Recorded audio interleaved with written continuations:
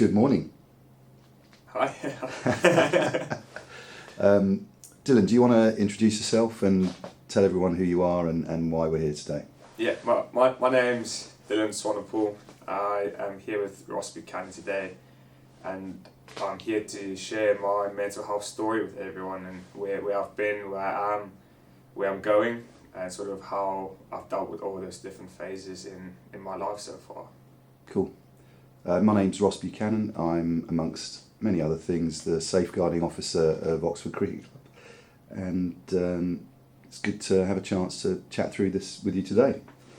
Dylan, maybe we can start off with you just talking about when you first became aware of mental health as a whole subject. Yeah, so I first became aware of mental health when I was 16. That was the first time I experienced my own mental health. I had a bit of a tough time at that age. I sort of had a bit of imposter syndrome, and I came across the UK on an exchange, sort of looking for a new start, and I was really struggling trying to find my feet. And since then, it's been an ongoing thing with me. I've dealt with imposter syndrome since the age of 16, trying to fit in with everyone, and yeah, it became quite a daunting task for me for the last few years of my school life, and yeah, that was my first experience of it. For people watching that maybe haven't heard about imposter syndrome before, do you want to just give more of an explanation what that feels like? Yeah, so for me, it felt like I was physically in a place, but I didn't feel like that was the place I belonged. I didn't feel that I was quite worthy of the things that I was achieving, the things I was doing. I didn't have any sense that I was actually going to make a difference in the world. I was just there going through motions, and it almost felt like those motions were just, oh, okay, I'm just here, but I know there's something else that's telling me to go a different direction, but I don't know what that is, and I just feel like I was being tied down, and I didn't actually belong in the place. So it's just sort of a lack of knowing where you belong. That's what I felt like, and Okay. I just didn't feel like I was deserving of the things that I was doing. So what age was that? What sort of age were you when you first realised that mental health has an impact actually on your own well-being? So the first time I realised that was when I was 21. Okay. So you, how old are you now, just so everyone knows? I'm 23 now. So 23, okay. So only quite recently, a couple of years ago. Yeah, so like the first thing of imposter syndrome for me was when I was 16, but I didn't really know what it was. It was just the first experience of it. And then when I was 21, that was the first time that I realised how much of an impact it actually has on an individual. And it was a bit of a scary time through that age of 21. Surrounding that time, I dealt with a lot of negative thoughts. Having moved countries by myself at the age of 18, I thought I was unstoppable until lockdown came, and I couldn't see my loved ones. I couldn't have access to home. I couldn't do things that I really loved doing, and that really knocked my mental health backwards, and I took a really far backward step than I thought I ever would. Yeah. And yeah, it just sort of, that's when I realised, oh, mental health actually plays a part in your well-being, and a greater impact than I could ever have imagined. Yeah. I think it happened to a lot of people, didn't it, during lockdown? Suddenly realising that mental health is actually a thing, that needs dealing with, needs addressing, and needs talking about in order to understand it. In terms of today, this is an Oxford Cricket Club video. Is there a particular story then that you want to share about your own mental health? Is that? Yeah, so I have a couple of stories. One about Oxford Cricket Club when I was 20. So recently I did a meet a coach interview. So I do coach at Oxford Cricket Club, and in that interview I said my favourite memory of the cricket club was at the age of 20, I was dealing with burnout, which is a concept I never knew about. And it got to a point I hadn't scored a run for 5 weeks, and as people know in cricket, that's a bit of a tough gig, and from there, I was missing home, I was missing friends, I was having a tough time, and I got out in a net session to a bowler, and someone I should never get out to, and I ended up throwing my bat, and sort of had a massive breakdown in the middle of a training session. And my favourite memory from that was, as soon as that happened, our now club captain, he came over to me, and that was the first time anyone had ever asked me, are you alright? Yeah. And from there I got so much love and support from everyone at this cricket club that it kept me going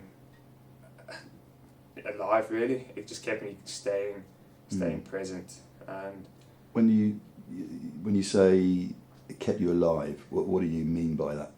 Yeah, so a couple of months after this cricket club had done a lot for me in terms of support, during the second phase of lockdown in 2021, I started having suicidal thoughts. I was really not well, and this cricket club kept me going through it. And just a bit of a story about my suicidal thoughts.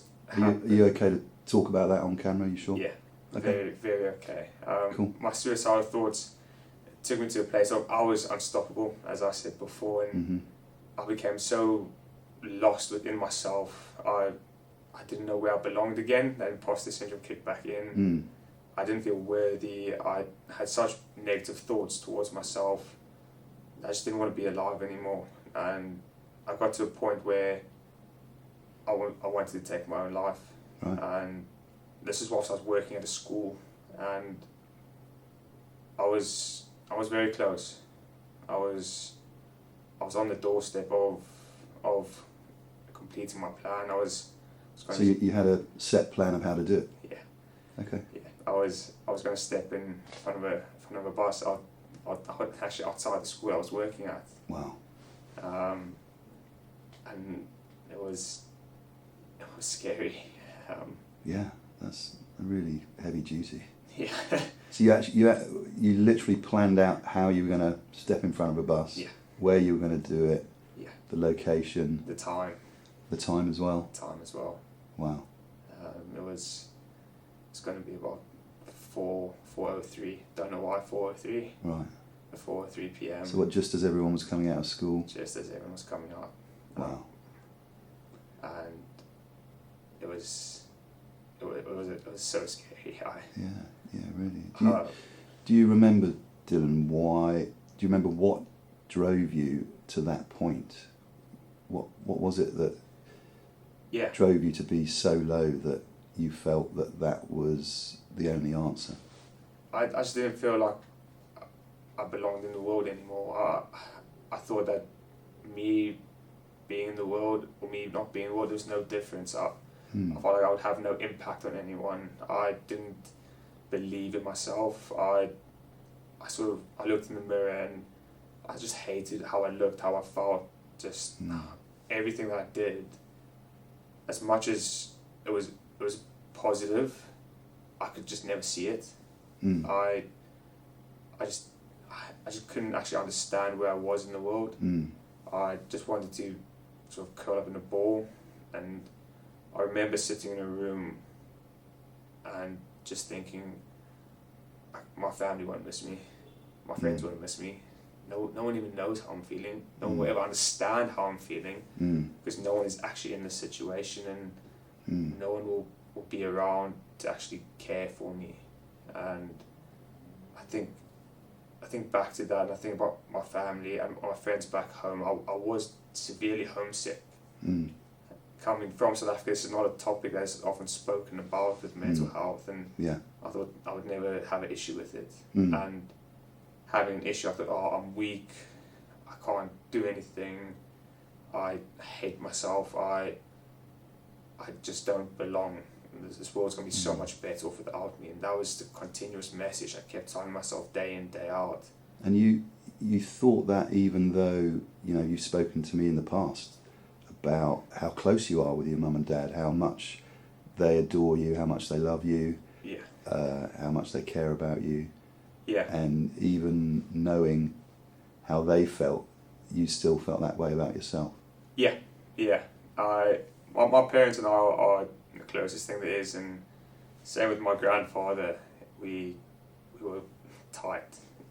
Nothing breaks my family, and to have me have the thought of my family actually don't care, and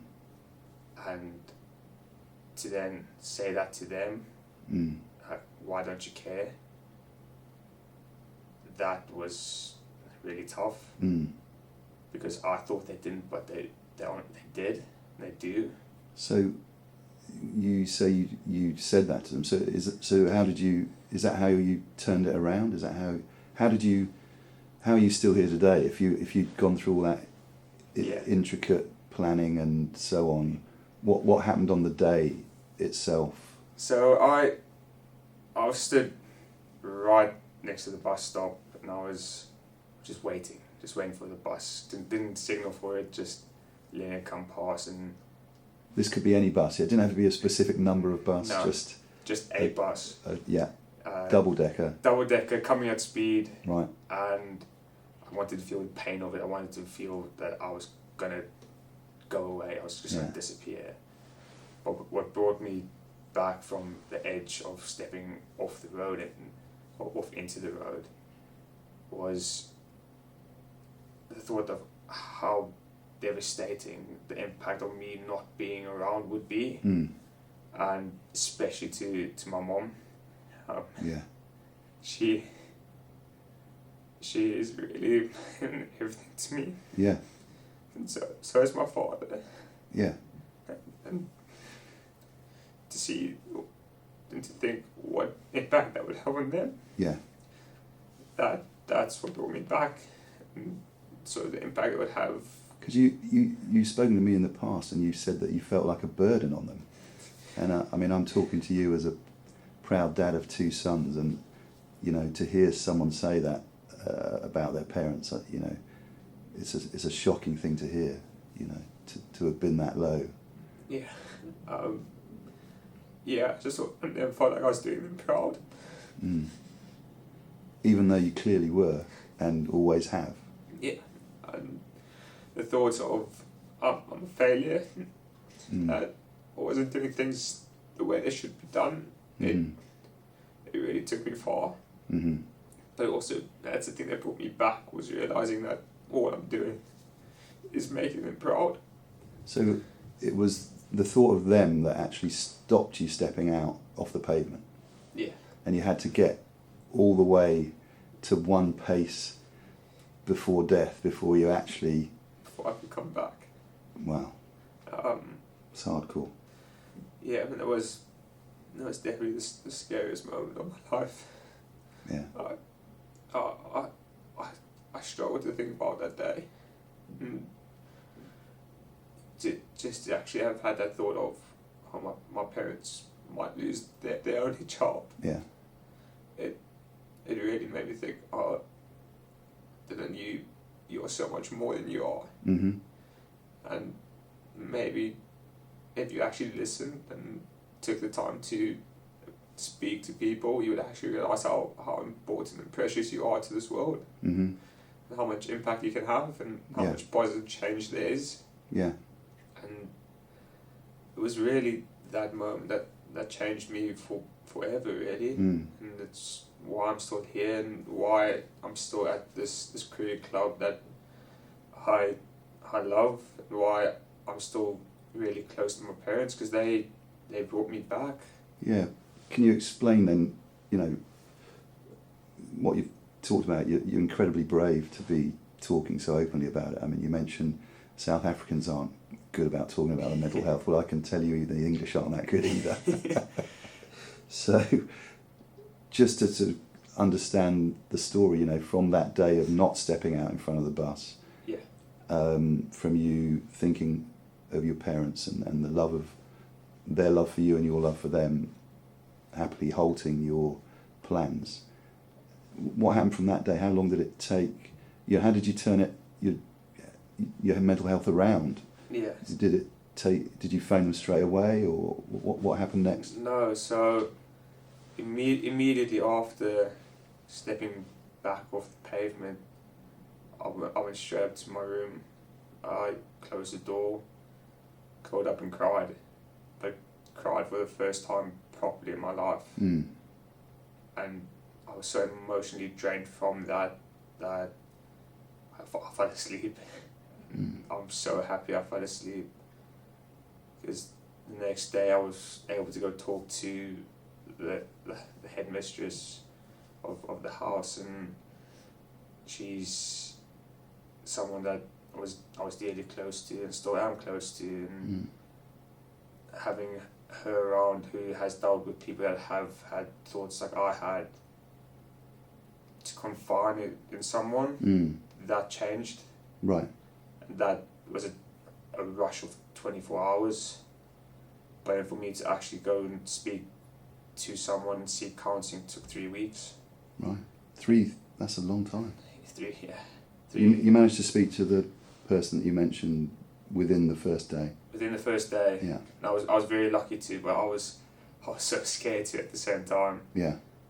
But it must have been a difficult thing to do, Yeah. You never spoken to anyone about that kind of stuff before. No. So I remember she was sitting in the front office, and I just came down from my room, knocked on the door and said, I need to have a chat, and sort of need to have a chat now.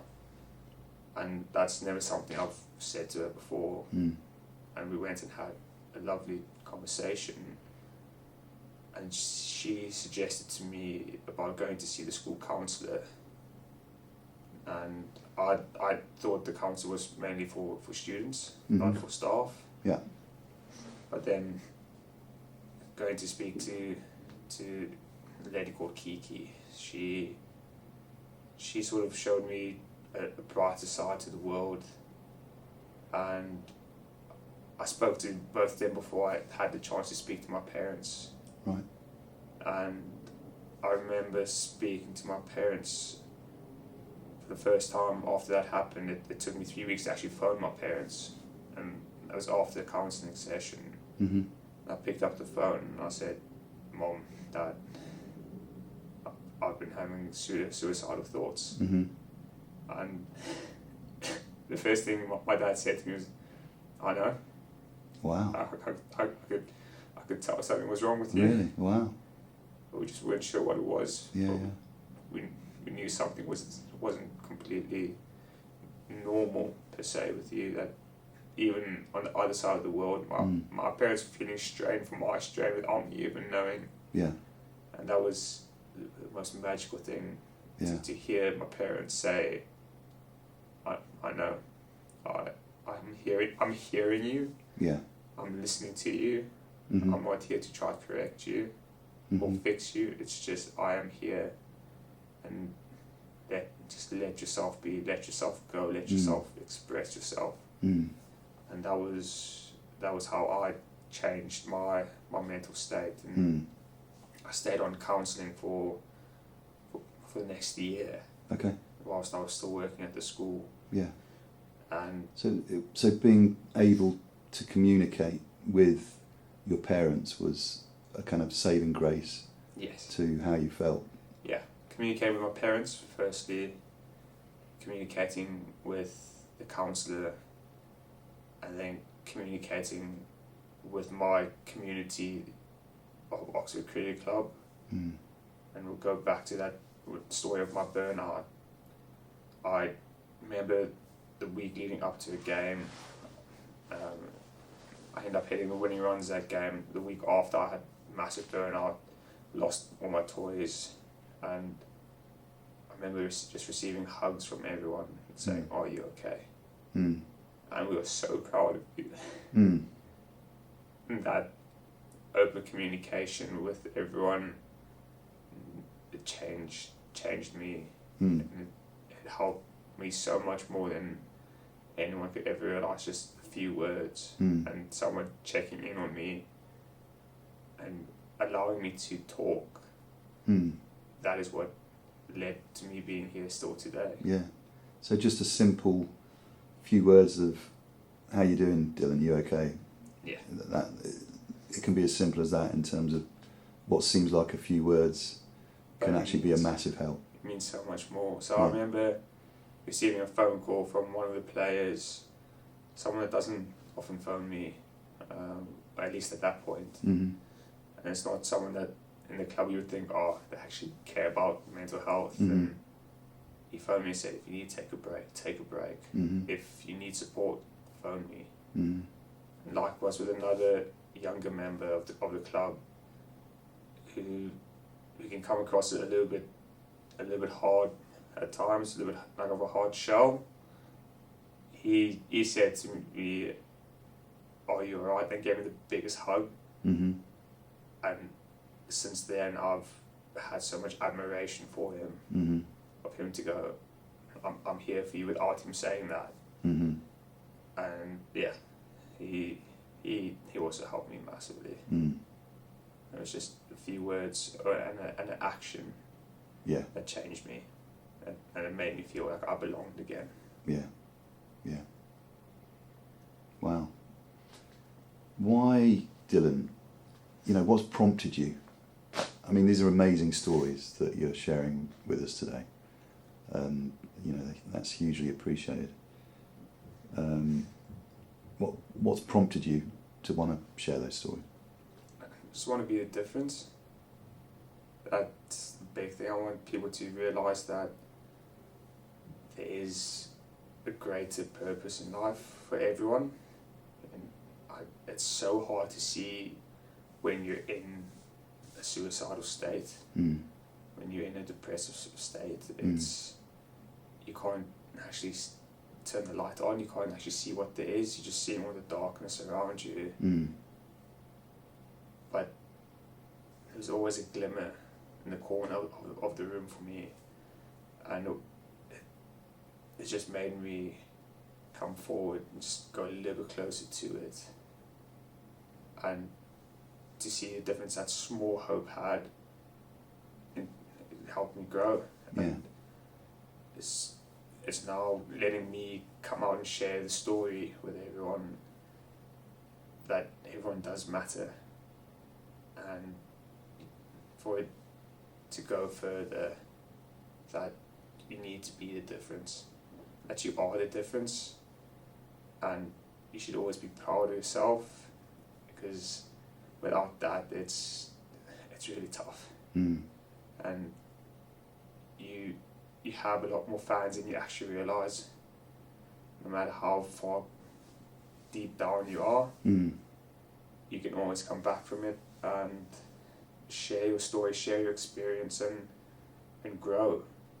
And that's the main thing for me coming out today, is that you can do it. You can come back. Yeah.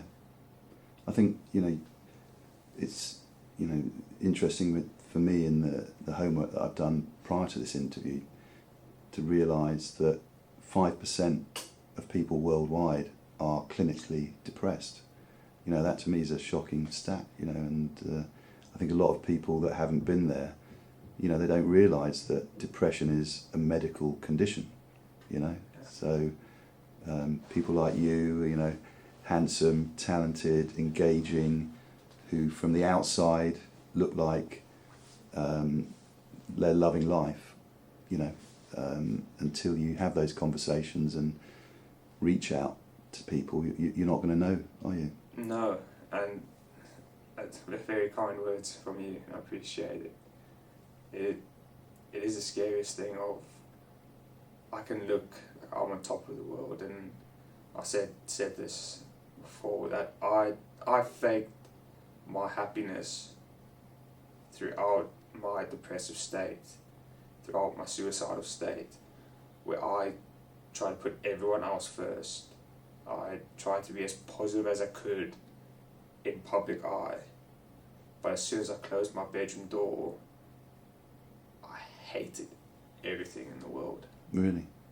Every single thing I could see, every bird, every food, every person. Wow. And looking in the mirror, I hated everything. And I just often sat curled up behind the door, almost to the point where I thought I was just bashing my head in. Wow. And I just sort of rocked.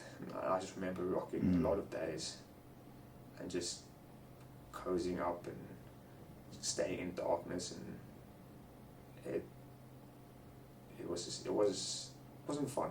No. But then I'll have to get up the next day and open the door again and go, yeah. I'm Dylan Swanepoel. Yeah. Lovely to meet you. That's the Dylan I was meeting. Yeah, that's often the person that a lot of people met during that time was, Yeah. I'm Dylan Swanepoel, I'm the greatest thing on earth.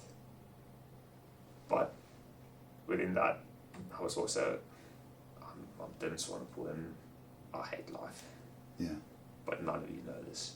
None of you are going to know this because none of you care. And that was the thought I had. So with that in mind, mate, what, to end the interview, what advice would you now give yourself, the younger Dylan Swanepoel, and any other young people, or in fact people of any age out there, that this interview resonates with in some way? It would be talk to everyone, as tough as it is, as scary as it is. It's the only way I feel that you can become better, is to let other people be aware. Yeah. It's to take the scariest step and to admit that you are vulnerable in a vulnerable place. That is the strongest thing you can do. Yeah. And to share your story with as many people as you can. Let people in. Talk. And that for me is the greatest advice that I can give. Is to let people in. And then for people also that aren't feeling that way, it seems like there is also something all of those people can do just by simply noticing that someone might not be themselves and just saying, "You all right, mate? How you doing? You okay?" Yeah. It's as simple as that, isn't it? It is. And I have two mates of mine, Milo and JB, and I remember sending them a WhatsApp message. And since I've sent that WhatsApp message to them saying I've been suicidal, every month I've had a message from one of them, or I've sent them the message just going, "Are you okay?" And that's all it is. It's not a massive deep dive, it's just I'm checking in, I'm touching base. And that's the best thing you can do for any friend of yours. Yeah. Family, from your grandfather to your granddaughter, it's just the best thing you could do. Yeah. It's just are you alright? Yeah. I am here to listen, and just try to take notice of those around you, see if their behaviours change in the slightest form. It's very subtle. Yeah. But it's very impactful on people's mental health, the small changes they make in their behaviours. Yeah. Okay. Wow. Okay. Dylan, Oxford Cricket Club is really proud of you, and I'm proud of you as a mate, but you already know how important you are to us, to the community that you constantly give so much to, and I think the time that you've spent to share these stories with us today is going to be really helpful, hopefully, to anybody that watches it. So really appreciate your time today. Thank you. Thank you for letting me share my story. All right, mate. We'll call it there, yeah?